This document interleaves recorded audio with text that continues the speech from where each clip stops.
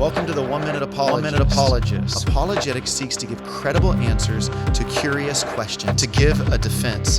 What does Galatians 4:4 mean by the fullness of time? In Galatians 4:4, it says, when the fullness of time had come, God sent forth His Son. Well, why was that time so ripe for Jesus to come on the scenes? So full, so rich, so fitting or apropos. Jesus came onto the scenes at just the right time for the gospel to be spread throughout the nations.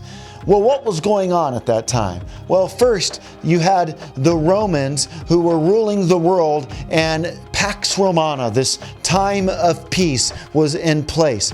Furthermore, the Romans had built out the Roman road system, and this would allow for the gospel to make its way to the nations when the Spirit of God fell in Acts chapter 2. What was going on in Acts chapter 2 is the people gathered together for the Feast of Pentecost. The Spirit of God would fall and the people could take the gospel back to their native lands by means of the Roman road. Furthermore, you had the lingua franca of the time with the Greek language known as Koine Greek. And this was a common language of the people of the Greco-Roman world. So the gospel could go by the means of the Roman road.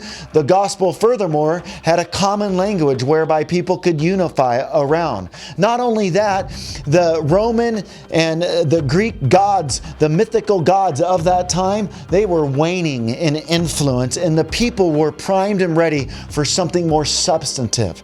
Not only that, the Jews, they had long been trying to live by the law, seeing how hopeless of an attempt it was.